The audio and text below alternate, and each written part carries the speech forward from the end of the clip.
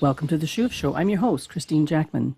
Tonight's topic examines a verse commonly taken out of context to support an erroneous view regarding the Sabbath and the feast of the Lord.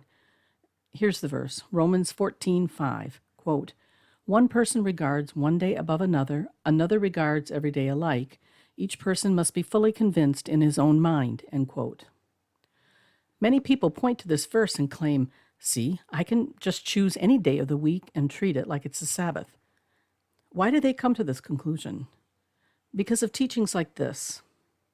From Matthew Henry Commentary regarding Romans 14, verse 5, quote, "We usurp the place of God when we take upon us thus to judge the thoughts and intentions of others which are out of our view. The case as to the observance of days was much the same. Those who knew that all these things were done away by Christ's coming took no notice of the festivals of the Jews," end quote. In other words, Henry is claiming that the Messiah came and did away with the Mosaic law, the terms of the ancient covenant that spell out how to walk in covenant faithfulness, even though Messiah himself told us that he did not come to abolish the Torah, the law, but to fill it full of meaning.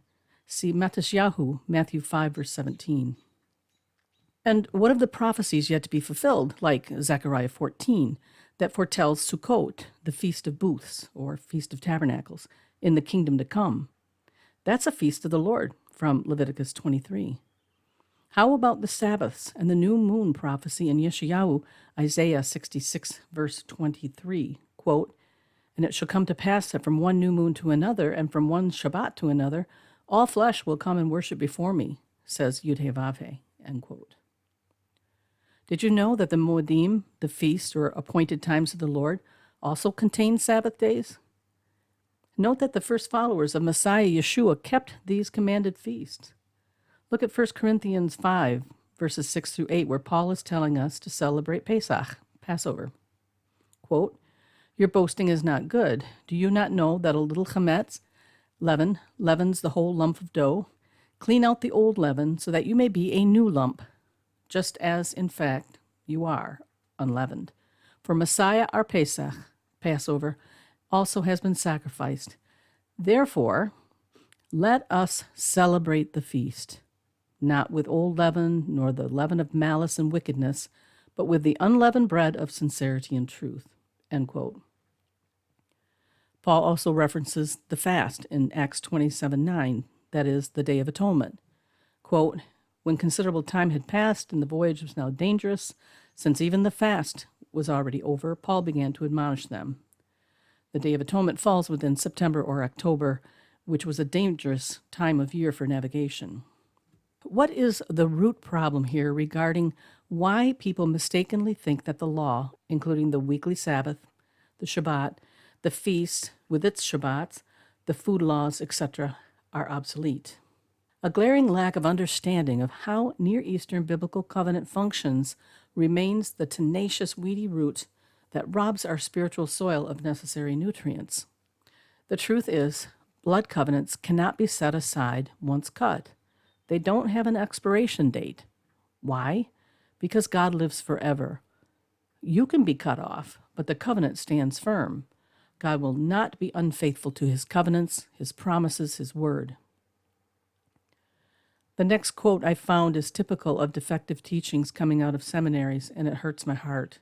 Quote, Paul explains, "One person is free to regard one day above another. A fellow believer may exercise his freedom to regard every day alike. Unlike Israel, who were given very specific laws regarding feasts and Sabbath days, rules about eating and rituals for cleansing, priestly duties, and a wide range of other requirements." Okay, now get this. Continuing to quote, "Christians in the church dispensation are not governed by the Mosaic law or any other law. Christians are given the freedom to choose when and how to worship, and we have the liberty to choose what to eat and what to wear. We are not required to approach the Lord in a set way once a year through an earthly priesthood to have our sins covered. We have the freedom to approach the throne of grace at any time for mercy and to find help in time of need. Instead of being under the law, we are governed by broad principles which enables each believer to decide for themselves what conduct they consider appropriate and what behavior they do not. End quote. Quote. Did you get that quote? Governed by broad principles which enables each believer to decide for themselves what conduct they consider appropriate and what behavior they do not. Whoa, what a lie from the pit of hell. This is so Jeroboamic. They're badly mistaken. Broad principles, so deadly ambiguous. I hear the hiss of a serpent behind this, saying, did God really say? Yes, God really did say. If on the night of the Last Supper, Last Seder, Messiah meant new covenant as a brand new thing, then where are the list of terms of that covenant spelled out?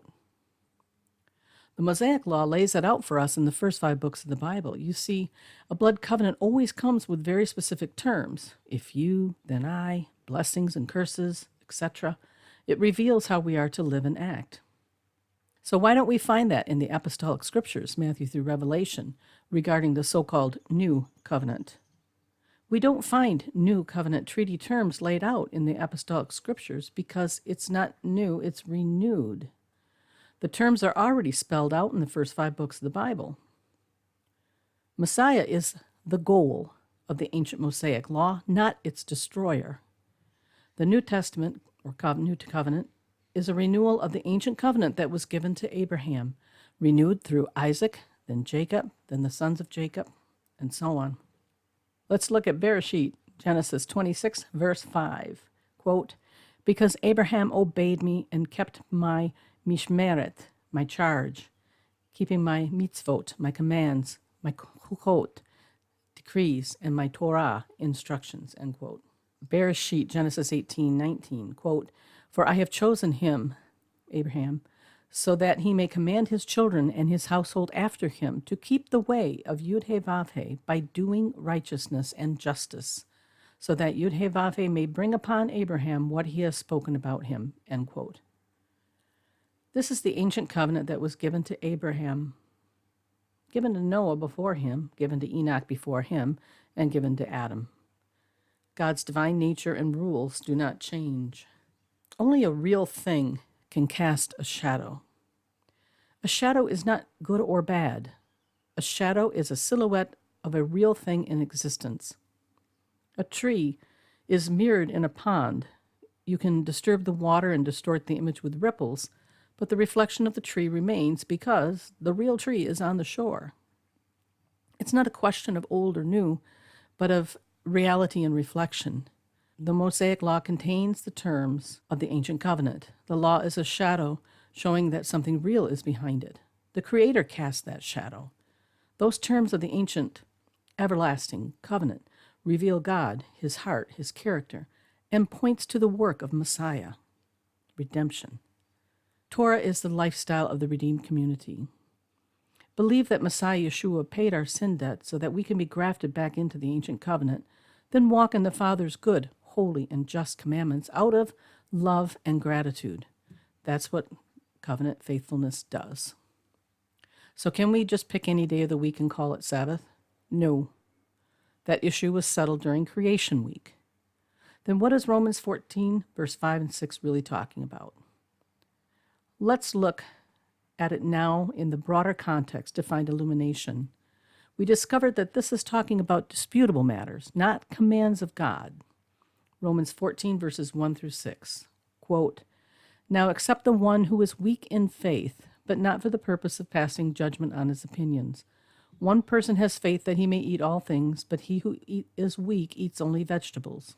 The one who eats is not to regard with contempt the one who does not eat, and the one who does not eat is not to judge the one who eats, for God has accepted him. Who are you to judge the servant of another? To his own master he stands or falls, and he will stand, for the Lord is able to make him stand. One person regards one day above another regards every day alike. Each person must be fully convinced in his own mind. He who observes the day observes it for the Lord, and he who eats does so for the Lord, for he gives thanks to God, and he who eats not for the Lord, he does not eat, he gives thanks to God. End quote. This is talking about disputable matters, not commands of God. Remember the setting of the book of Romans. Rome. seed of pagan gods. This is talking about food sold in the market that might have been used in pagan sacrifice. Some want to play it safe by eating only herbs and veggies. Jewish tradition also held to specific days for fasting. Additional clarification lies in 1 Corinthians 8, starting with verse 4. Quote, "Therefore, concerning the eating of things sacrificed to idols, we know that there is no such thing as an idol in the world, and that there is no God but one. For even if there are so-called gods, whether in heaven or on earth, as indeed there are many gods and many lords, yet for us there is but one God, the Father, from whom are all things, and we exist for him, and one Lord, Yeshua the Messiah, by whom are all things, and we exist through him. However, not all men have this knowledge, but some, being accustomed to the idol until now, eat as if it were sacrificed to an idol, and their conscience is weak and defiled. But food will not commend us to God. We are neither the worse if we do not eat, or the better if we do eat. But take care that this liberty of yours does not somehow become a stumbling block to the weak. For if someone sees you, who have knowledge, dining in an idol's temple, will not his conscience, if he is weak, be strengthened to eat things sacrificed to idols? For through your knowledge he who is weak is ruined, the brother for whose sake Messiah died. And so, by sinning against the brethren and wounding their conscience when it is weak, you sin against Messiah. Therefore, if food causes my brother to stumble, I will never eat meat, the flesh of a sacrificed animal, again, so that it will not cause my brother to stumble." End quote. It's referring to the meat sold at the markets in temple, pagan temple areas and stuff. Romans 14, verses 5 through 6, does not give permission to a believer to choose any day of the week and consider it fulfilling the command to keep the Sabbath. Nor does it set aside the law, the terms of the ancient covenant. Messiah, after all, is the Word made flesh. Time to come out of the fog of deception and return to the Father in his ways. Saved by grace through faith, lifestyle by Torah. May the Lord give you eyes to see and ears to hear and a heart to understand. This has been the Shuv Show. I'm your host, Christene Jackman. Lila Tov. Good night.